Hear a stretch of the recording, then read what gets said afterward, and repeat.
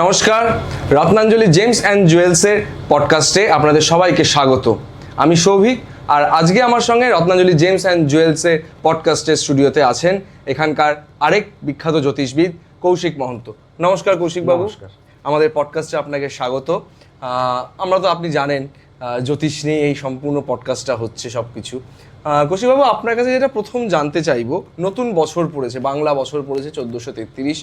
তা নতুন বছর ঘিরে মানুষের অনেক প্রত্যাশা থাকে যে কি হবে, কি পাবো। তো এই যে প্রথম মাস বৈশাখ জ্যৈষ্ঠ, এই দুটো মাসে মানে কোন কোন রাশি কিরম যেতে পারে? আচ্ছা, এটা তো যে প্রশ্নটা করলেন এটা বিরাট ব্যাপার। বসে বসে ধরে ধরে অ্যানালিসিস করে পরে পরে বলতে হবে। তাও একটা অ্যাভারেজে বলছি, 1433 এটাকে যোগ করে দেখুন, অ্যাজ পার নিউমেরোলজি 2 হচ্ছে চন্দ্রের সংখ্যা। তার মানে মন এই বছরটায়, বাংলা বছরটায় মানুষের মনের ওপর একটা বিরাট প্রভাব পড়বে। আচ্ছা, যে যে রাশিগুলোর ওপর রাহু এবং শনির প্রত্যক্ষ দৃষ্টি মানে 7th দৃষ্টিটা পড়বে, সেই রাশিগুলোর মানসিক অবস্থা একটু খারাপের মধ্যে দিয়ে যাবে, বাদবাকিগুলো ঠিকঠাক থাকবে। তো ছোটোর মধ্যে এটুকুই বললাম, ঠিক আছে? মানে মনটাকে যে কন্ট্রোল করতে পারবে, মনটাকে যে ধরে রাখতে পারবে, তার বছরটি ভালো যাবে। আবার ইংলিশ এই মাসটা, এই বছরটা হচ্ছে 2026, যোগ করলে 1, তাহলে রবির বছর। তার মানে এই বছরটা রুলিং প্ল্যানেট দুটো, একটা সান একটা মুন। তাহলে যে মনকে ধরে রাখবে, মনকে ধরে রাখার জন্য ঠিক রাখতে হবে শৃঙ্খলা পরায়ণ জীবন, যেটাকে রবি ইন্ডিকেট করে। তাহলে শৃঙ্খলা পরায়ণ জীবনযাপন যে করবে, সেই তার মনের ওপর কন্ট্রোল রাখতে পারবে এবং তার জন্য বছরটা শুভ হবে। আচ্ছা, এই যে আপনি বললেন যে শনি রাহুর যে কথা বলেন, আচ্ছা আমরা শনি সম্পর্কে বলতে গেলে আমরা একটু ভয় পাই, এবং আমরা বিভিন্ন কাজের ক্ষেত্রে যখন হচ্ছে না তখন বলি যে এই কেমন শনির দশা চলছে, এই হচ্ছে, হয়েছে। আচ্ছা, শনি কি সত্যি খুব খারাপ গ্রহ? হ্যাঁ, শনি ভয়াবহ গ্রহ। আচ্ছা, যে পাপ করে তার জন্য। আচ্ছা, ধরুন আপনার 7.5 শুরু হয়েছে, আপনার এই সদ্যত 7.5 শুরু হলো মেষ রাশি। এবার আপনার ধরুন মেষ রাশি, দেখবেন আপনারও মেষ রাশি, আপনার 4 বন্ধুরও মেষ রাশি, তার মধ্যে দুজনের না খেতে পাওয়ার অবস্থা হয়ে গেছে, আর দুজন ভালোই আছেন। তার মানে দুজন পাপী। তার জন্য শনি এই প্রারব্ধ ফলটা ভোগ করাচ্ছে, আর আপনাদেরকে ভোগ করাচ্ছে না। মানে আপনারা সেই অনুযায়ী অতটা পাপ করেননি। কলিযুগে জন্মেছেন, পাপ অবশ্যই করছেন, কিছু না কিছু পাপ সবাই করে, আমিও করি, আপনিও করেন, সবাই করেন, কিন্তু অতটা না। পাপের সীমাটা যে ক্রস করবে, সেই 7.5-তে মানে প্রচণ্ড দুর্দশার শিকার হবে, বা শনির দৃষ্টিতে বা ঢাইয়াতে বা কণ্টক শনিতে মানে একদম খুব শোচনীয় অবস্থা তার শনি করে দেবে। শনি ভয়ঙ্কর গ্রহ একাধারে, আবার একাধারে প্রচণ্ড সাত্ত্বিক গ্রহ। আচ্ছা, মানে শনি থেকে কি ভালো কিছু পাওয়ার? হ্যাঁ, অবশ্যই। শনি 100% মানুষের ভালো করে যদি আপনি সৎ কাজ করেন। আচ্ছা, শনি সবসময় ফল দেয় কর্মের ওপর ডিপেন্ড করে। As per natural zodiac, Shani, Saturn is the owner of 10th house. মকর রাশির অধিপতি হচ্ছে শনি। আর কালপুরুষ, ন্যাচারাল জোডিয়াক মানে কালপুরুষ, তার প্রথম রাশিটা মেষ। মেষ থেকে অ্যান্টি ক্লকওয়াইজ গণনায় মকর হয় 10ম। তাহলে সবারই কর্মের কারক গ্রহ হচ্ছে শনি। কর্ম যেরম, ফল সেরম দেবে শনি। আচ্ছা, মানে শনিকে যদি আমরা ঠিক রাখতে চাই, কিন্তু আমাদের সাত্ত্বিক জীবন যাপন করতে হবে, মানুষকে অপমান করা যাবে না। শনি বৃদ্ধকারক গ্রহ, ফলে বৃদ্ধদের দিকে একটু কনসার্ন হতে হবে। এই টুকটাক এগুলো করলেই আপনার শনি আপনার দিকে ফেভারেবল হবে। এবার অ্যাজ পার চার্ট কারোর শনি খুব খারাপ অবস্থায় থাকে, তখন সেটাকে রেকটিফিকেশন করার দরকার হয়, তখন সেটাকে রেকটিফিকেশন করা যায়। কিন্তু ওই ধরুন রেকটিফিকেশন করলাম, কিন্তু তারপরেও আপনি খুব ঘৃণ্য কাজ করছেন, তখন ওই রেকটিফিকেশনে কোনো কাজ করবে না। শনি আপনাকে তার ফলটা দেবেই। আচ্ছা, অনেক সময় অনেক জায়গায় দেখি, অনেকে যেমন এই দেখে বলে দিল যে আপনার এই গ্রহ ভালো না, আপনি এটা ইয়ে করুন, ওটা ধারণ করুন, এই গ্রহ ভালো না, আপনি এটা করুন, কিন্তু তারপরে নেওয়ার পর দেখি তাদের কাজ হয় না। ফলে সেক্ষেত্রে কি কিছু ভুল থাকে বলি? না, সেক্ষেত্রে ভুল থাকে বলতে প্রেডিকশানে কিছু ভুল হয়। মানে ভুলটা কিরকম, একটা জাস্ট উদাহরণ দিয়ে বলছি। 10 মিনিটে তো প্রেডিকশান হয় না। এবার যারা এক্সপিরিয়েন্স, তারা 10 মিনিটে করে দেয় প্রেডিকশান। করতে হয়, কারণ মানুষের কাছেও অত সময় নেই, আমাদের কাছেও সময় নেই, বিজি লাইফ, কিন্তু সেখানেও প্রেডিকশানটা করা যায়। ধরুন বৃহস্পতি উচ্চস্থ হয়ে বসে আছে কর্কট রাশিতে, এবার সেটা ধরুন কারোর ভাব সাপেক্ষে 9ম ভাব, তাহলে তার ভাগ্যটা খুব ভালো হওয়া উচিত, বৃহস্পতি যেহেতু উচ্চস্থ হয়ে বসে আছে। কিন্তু দেখা যাচ্ছে কিছুতেই তার ভাগ্য ভালো হচ্ছে না। সময় অ্যাস্ট্রোলজাররা সবাই কিন্তু বলেছে না, বৃহস্পতির প্রতিকার নিন, আপনার ভাগ্য ভালো হবে। প্রতিকার নিয়েছে, পোকরাজ নিয়েছে, বৃহস্পতি কবচ করেছে, মা তারার আরাধনা করছে, কিন্তু কিছু হচ্ছে না। এক্ষেত্রে ভুলটা কি হয়, সময়ের অভাবে, বা বলতে পারেন অনেকে সেই ক্যালকুলেশনটাও হয়তো জানে না বা করে না, ভাবস্ফুট ক্যালকুলেশন করতে হয়।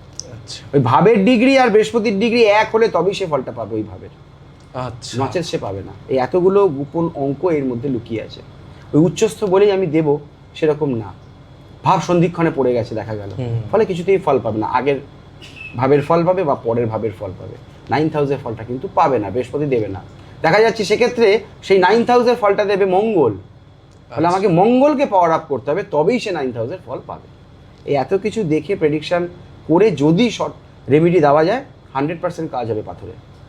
আচ্ছা আচ্ছা আর হলো, আর এই যে গ্রহদের মধ্যে আমরা একটা শুনি যে রাহু কেতু এরা নাকি গ্রহ নয় সেভাবে, কিন্তু এদের প্রভাব তো দেখি প্রচন্ডভাবে মানুষের জীবনে পড়ে। রাহু কেতু তো ছায়াগ্রহ, এখন সবাই জেনে গেছে।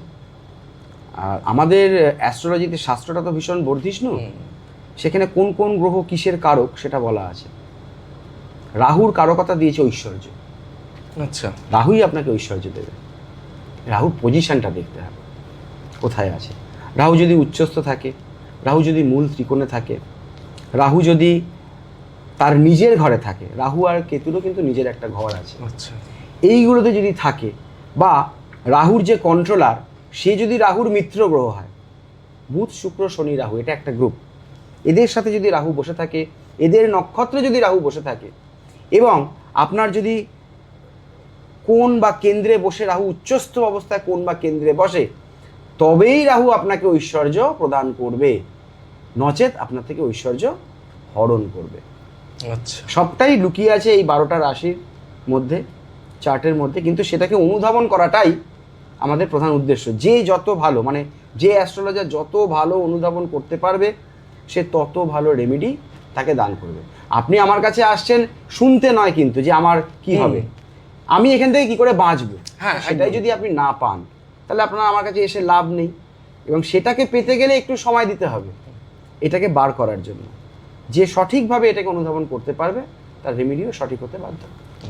আচ্ছা এই যে আমাদের দৈনন্দিন জীবন, জ্যোতিষটা তো একটা বিরাট বড় ব্যাপার। এই যে দৈনন্দিন জীবন, এই দৈনন্দিন জীবনে জ্যোতিষের কতটা প্রভাব থাকে? যদি জ্যোতিষ নিয়েই তো চলছি, জ্যোতিষের প্রভাব 24 ঘন্টা, 12 ঘন্টা সূর্যের প্রভাব, 12 ঘন্টা চন্দ্রের প্রভাব। তাহলে চন্দ্র সূর্য তো গ্রহ, চন্দ্র হচ্ছে মাতৃকারক গ্রহ, মনের গ্রহ, হ্যাঁ। আর সূর্য হচ্ছে পিতৃকারক গ্রহ। তাহলে জ্যোতিষ ছাড়া তো জীবন না। না। তার প্রমাণ আমি আপনাকে দেখিয়ে দিলাম, মানে একদম চাক্ষুষ প্রমাণ, সূর্য চন্দ্র। চন্দ্র। এবং ভূগোলে আমরা পড়েছি বাদ বাকি 7টা গ্রহের, সেই 7টা গ্রহেরও প্রভাব আছে। এর জন্য জাম নির্ণয় করতে হয়, একটা দিনে 24টা জাম হয়, সেই জামের অধিপতি নির্ণয় করতে হয়। হ্যাঁ, প্রতিটা মুহূর্তকে এক একটা জামাধিপতি চালনা করে। আচ্ছা। তাহলে আমাদের প্রতিটা স্টেপ, প্রতিটা মুহূর্তই কিন্তু জ্যোতিষের উপর নির্ভরশীল। ঠিক না ভুল আপনি বলুন? হ্যাঁ সে তো অবশ্যই, তাই তো, হিসাব তো তাই দাঁড়াচ্ছে যে আমাদের প্রভাব তো ফেলেই। আচ্ছা অনেকে যেমন এই যে বিয়ে, রোগ ভোগ, এগুলো তো জ্যোতিষ থেকে সম্পূর্ণভাবে বেরিয়ে আসতে পারে। মানে এগুলো কি কি, মানে এই যে রোগ ভোগের কথাটা বললেন, হুম জ্যোতিষ থেকে বেরোতে পারে, কিন্তু জ্যোতিষী ডাক্তার নয় না, সে কিন্তু রোগটা সারিয়ে দেবে না। সে তো আপনার অবশ্যই। কি রোগ হতে পারে সেটা আমি আপনাকে বলে দেবো। তার জন্য কোনো পাথর তাবিজ কবজ চলবে না, আচ্ছা তার জন্য চলবে ডাক্তার। হুম আমি আপনাকে বলে দেবো যে আমার মনে হচ্ছে আপনার এই রোগটা হয়েছে, এবার আপনি ডক্টরের কনসার্ন নিন। হুম দেখবেন রোগটা ঠিকঠাক ধরা পড়বে এবং ডায়াগনোসিসটা ভালো হবে। হ্যাঁ, বিবাহের সাথে জ্যোতিষটা ওতপ্রোতভাবে জড়িত। আচ্ছা বিবাহের মধ্যে আমরা জটক বিচার করি, হুম মাঙ্গলিক থাকলে হবে না, এই থাকলে হবে না, কিন্তু আমার মনে হয় বিবাহের জন্য সবার আগে বিচার করা উচিত নারী দোষ। আচ্ছা এইটা প্রচণ্ড ম্যাটার করে। এক নারীতে যদি বিবাহ হয়, তাহলে সেই সম্পর্কে স্বামী বা স্ত্রীর মধ্যে কিছু না কিছু শরীর খারাপ হবেই। আচ্ছা ঠিক আছে, নারী দোষ কিন্তু কাটানো যায় না। ও হ্যাঁ, অনেকেই বলে নারী দোষ কাটে, নারী দোষ কাটে, নারী দোষ কিন্তু কাটে না। তাহলে সেটাকে বিচার করে বিবাহ দেওয়া উচিত। মাঙ্গলিক কাটে, কালসর্প কাটে, আর বাদ বাকি যে কূটগুলো আছে, অষ্টকূট নিয়ে তো আমাদের জটক বিচারটা হয়, সেগুলো মোটামুটি করে আপনি রেমেডির দ্বারা সলভ করতে পারবেন। বাট নারী দোষ, হ্যাঁ, নারী দোষ কীভাবে কাটে? এখন তো ম্যাক্সিমাম আমাদের প্রণয়ের ঘটিত বিবাহ, হ্যাঁ বিবাহের পরে জানা যাচ্ছে নারী দোষ আছে। ওই দুজনকে কোনো পাথর বা রত্ন পরিয়ে হবে না, দুজনেরই মহামৃত্যুঞ্জয় করতে হবে। কারণ এই নারী দোষটা থাকলে কিন্তু মৃত্যু সমপীড়া স্বামী বা স্ত্রীর কারোর একজনের হবেই। বাবা, এটা চাক্ষুষ প্রমাণ। বিরাট ব্যাপার। আচ্ছা, আপনি এই যে বললেন এই যে নারী দোষ ব্যাপারটা, মানে এই ব্যাপারটা অ্যাকচুয়ালি কি? মানে আচ্ছা, নারী দোষটা হচ্ছে কি, 3টে নারী আছে, আদি, অন্ত, মধ্য। এগুলো তারার ওপর বিচার করে হয়, জন্ম নক্ষত্রের ওপর বিচার করে হয়, আমি কোথায় কোন নক্ষত্রে জন্মেছি, আমার কী রাশি, এগুলোর উপর বিচার করে হয়। দেখা গেল আমার সাথে যার বিয়ে হচ্ছে আমারও নারী আদি, তারও নারী আদি, মানে দোষ। এক নারীতে বিবাহ দেওয়া যাবে না। আচ্ছা, মধ্য মধ্য বিয়ে হবে না, অন্ত অন্ত বিয়ে হবে না, আদি আদি বিয়ে হবে না। আদি মধ্য আদি অন্ত, অর্ধ অন্ত, মধ্য অন্ত, এগুলোর মধ্যে বিবাহ হবেই। কিন্তু একই নারীতে আদি আদি, অন্ত অন্ত, মধ্য মধ্য, এদের মধ্যে বিবাহ হবে না। বিবাহ হলেই কিন্তু সেটা নারী দোষের অন্তর্ভুক্ত হয়ে গেল। হ্যাঁ, এবার আজকালকার দিনে বেশিরভাগই সবাই প্রেম করেই, প্রেম করে বলে বিয়ে দিলাম হয়। আপনাকে, সেক্ষেত্রে বিবাহের পরে যখন ধরা পড়বে তখন এই একটি উপায়, দুজনেরই মহামৃত্যুঞ্জয় করতে হবে। আর যদি বিয়ের আগে ধরুন সম্বন্ধ করে বিয়ে হচ্ছে, তখন জটক বিচার তবে সেই বিয়েটা না করাই ভালো। আচ্ছা, মানে সেখান থেকে এড়িয়ে যাওয়াটাই ভালো ভালো হবে আর কি। আচ্ছা, আরেকটা, এই যে আমরা দেখি এই যে বিভিন্ন গ্রহ নক্ষত্র খারাপ থাকে, তার রেমেডি হিসেবে যে রত্ন দেওয়া হয়, পাথর দেওয়া হয়। আচ্ছা, এই রত্নগুলো এগুলো কিভাবে কাজ করে? মানে হবেই যে এরকম না, রত্ন যে আছে, রত্ন তো 100% কাজ করে, সানলাইট দিয়ে কাজ করে। এক একটা গ্রহের জন্য এক একটা রত্ন আমাদের শাস্ত্র নির্ধারণ করে গেছে। কিন্তু আমার মনে হয় সেই রত্নটাকে শোধন করে পড়া উচিত। শোধন মানে খালি দুধ গঙ্গা জলে ভিজানো না, শোধন মানে পাথরটাকে প্রতিষ্ঠা করা, পাথরটাকে পুজো করা। ধরুন বৃহস্পতির কবচ পোকরাজ, আমি তাকে পড়াবো, তাহলে পাথরের মধ্যে তো প্রাণ প্রতিষ্ঠা করা সম্ভব নয়, অনেক ক্ষেত্রে কিন্তু সম্ভবও হয়। আচ্ছা, ঠিক আছে, কিন্তু আমরা সেই পাথরটাকে সামনে রেখে বৃহস্পতি দেবকে মনে করে সেই পাথরটার ওপর যদি পুরো বৃহস্পতির পুজোটা করি, তবে কিন্তু সেই পাথরটি বৃহস্পতি হিসেবেই আপনাকে ফল দেবে। তখনই ওই পোকরাজ পড়লে আপনার কাজ হবে, নচেত কিন্তু ওই কালার এফেক্টে যেটুকু ফল আপনি পাওয়ার সেটুকুই পাবেন, তার বেশি পাবেন না। ওই পাথরটা পরেই থাকবেন, আর প্রতি 3 মাস 6 মাস অন্তর অন্তর জ্যোতিষীকে ফোন করে বলবেন, দাদা কিছু হচ্ছে না, দাদা কিছু হচ্ছে না। কিন্তু ওই পাথরটা কিনে সেটাকে প্রতিষ্ঠা করে পড়তে হবে, দুধ গঙ্গা জলে ভিজিয়ে শোধন করে পড়লে হবে না। আচ্ছা, মানে পাথর পড়ারও অনেক নিয়ম আছে। পাথর পড়ার তিথি হয়, কোন সময় পাথরটা পড়বো, আচ্ছা, আপনার কোন দিনটা শুভ, আপনার কোন তারায় পাথরটা পড়লে সে পাথরটা কাজ করবে, এতগুলো বিচার মানে করে তারপর পাথর ধারণ করা কর্তব্য। আরেকটা এই পাথরের থেকেই যখন কথা হচ্ছে, পাথরের থেকেই উঠলো, মানুষ একটা জিনিস খুব বুঝতে পারে না, জ্যোতিষীরা তো লিখে দিল, উনি গেলেন, মানে আমাদের পক্ষে তো সত্যি সব পাথর তো চেনা সম্ভব না। এটা মানে কিরম জায়গা থেকে গেলে তারা পেতে পারে পাথরের মানে সঠিক, মানে একটা অথেন্টিক প্রতিষ্ঠান যারা রত্নের উপর রিসার্চ করেছে রীতিমতো। যেরকম আমি যেই চেম্বারে বসি বর্তমানে, রত্নাঞ্জলি জেমস অ্যান্ড জুয়েলস, এখান থেকে মানুষ যদি পাথর বা রত্ন কেনে, কারণ এখানকার যিনি ওনার আছেন বা যা স্টাফেরা আছে, তারা প্রত্যেকেই লার্নেড, স্টোনের ওপর তারা যথেষ্ট পড়াশোনা করেছে এবং রিসার্চ করে, এবং এখানকার একটি পাথরও আপনাকে ল্যাব টেস্টিং সার্টিফিকেট ছাড়া তারা দেবে না। বুঝতে পেরেছেন? এরকম বড় বড় অনেক প্রতিষ্ঠান আছে, সেই সব জায়গাতেই যাওয়া আমার মনে হয় ভালো, ঠকবেন না। আচ্ছা আচ্ছা, এরকম বহু আছে, মানে তার মানে এরকম যখন আরেকটা জিনিস খুব খুব আমরা যে নীলা সবার স্যুট করে না, এই করে না, এবার এরকম অনেককে আমরা দেখি, অনেক জ্যোতিষী হঠাৎ করে নীলা দিয়ে দিল, পড়ে নিল, কিন্তু সেক্ষেত্রে দেখা গেলো হিতে বিপরীত হচ্ছে, লোকটার এই হচ্ছে। সেরকম ক্ষেত্রে হলে মানে তার কি কোনো সাবস্টিটিউট আছে যেটা মানুষটা ব্যবহার করতে পারবে বা কিছু? না, স্যুট হয় না মানে স্যুট হবেই না, আপনি নীলাই পড়ুন বা তার উপরত্নই পড়ান, এমিথিস, স্যুট হবে না। ওই জন্য প্রথমে বললাম অনুধাবন, বিচার, কি তার লাগবে। আপনার যদি পেট খারাপ হয়েছে, আপনাকে যদি প্যারাসিটামল খাওয়ানো হয়, আপনার পেট খারাপটা কমবে না। তাহলে যে ডাক্তার পেট খারাপের ওষুধের জন্য প্যারাসিটামল দিল, সে কি সঠিক অনুধাবন করতে পেরেছে? কি না, পারে, একদমই পারে। এক্ষেত্রেও তাই হয়, সঠিক অনুধাবন করতে পারে না, একটা লিখে দেয় কিন্তু সেটায় কাজ হয় না। বুঝতে পেরেছেন? অনুধাবনটা করার জন্য জ্যোতিষীরও অনেক ক্ষেত্রে দোষ থাকে না, সময় নিতে হবে তাকে। ক্লায়েন্টরাও ভীষণ তাড়াহুড়োর মধ্যে থাকে, তাড়াতাড়ি করুন, সেটা করলে হবে না। সময় দিতে হবে এবং তাকেও সময় নিতে হবে এবং জ্যোতিষীকেও শাস্ত্র অধ্যয়ন করতে হবে। তবেই রেমেডি, ওই ঝট করে রেমেডি কিন্তু জন্মছক দেখেই রেমেডি দিয়ে দেওয়া যায় না। জন্মছক দেখতে হবে, নবাংশ দেখতে হবে, দশমাংশ দেখতে হবে, যেই প্রবলেমটা নিয়ে আসে, সপ্তমাংশ দেখতে হবে। ধরুন পুত্রের প্রবলেম নিয়ে এলো, তখন আমি যেরকম এখানে 5th হাউস দেখবো, সেরকম কিন্তু আবার ওখানে সপ্তমাংশ চার্ট দেখবো।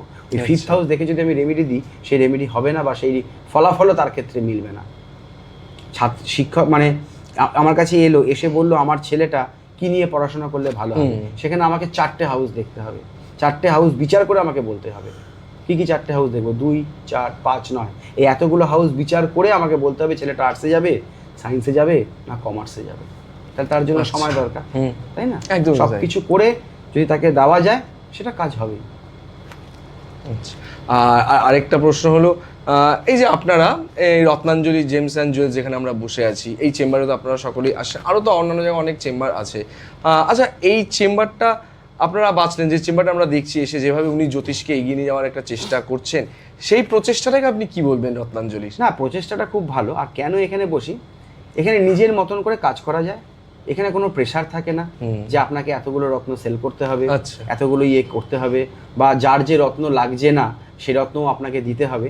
নিজের মতন করে এখানে কাজ করা যায়, কারণ যিনি এখানকার ওনার, তিনি নিজেই ওটা নিয়ে পড়াশোনা করেন, তিনি নিজে একজন অ্যাস্ট্রোলজার, ফলে তিনি ব্যাপারটা ভালো করে বোঝেন। ওই জন্য এখানে বসতে অনেকেই চায়, আমার তো বসি, আমার ভালো লাগে, এই আর কি। আর আরেকটা প্রশ্ন আমার খুব মাথায় ঘুরে প্রশ্নটা, আচ্ছা আমরা তো জ্যোতিষে দেখি সব মানে বেশিরভাগ লোকই বলে যে এই গ্রহ খারাপ, ওই গ্রহ খারাপ, আবার গ্রহের সঙ্গে শুনি নক্ষত্রও আছে। আচ্ছা, গ্রহের যেমন পার্ট আছে, নক্ষত্র কি একই রকম ভাবে প্রভাব করে সবকিছু? নক্ষত্রই প্রভাব করে বেশি।